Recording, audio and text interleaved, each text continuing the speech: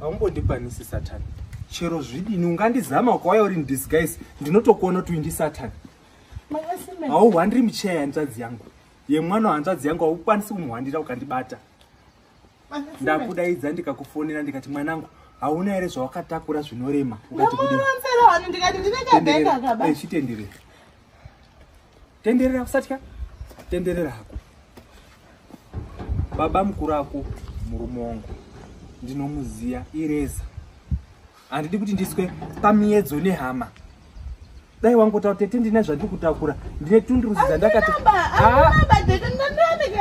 Ndizvozvo, usashupika. Uri kudzoka umusha.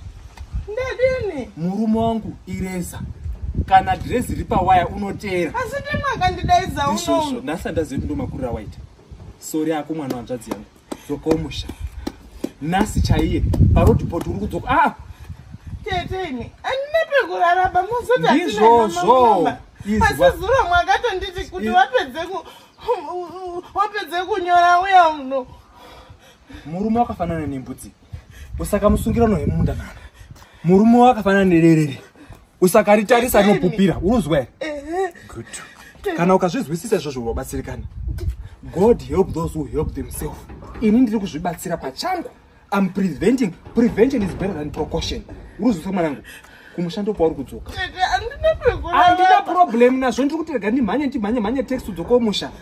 Marriage yangu mwanangu. You are a dangerous goods and dangerous package. Tikunzwanana? Chimira ndidzoke mumba. Mwiri wako ngewokunyika. Unganamata hako mwanangu kuchechi munoenda. Asi mwiri wako uri kunyika chaiko. Asi mwakati nditoti ndikapinda pastor wangu. Chimira ipapo. Akakuona iproblem mumba.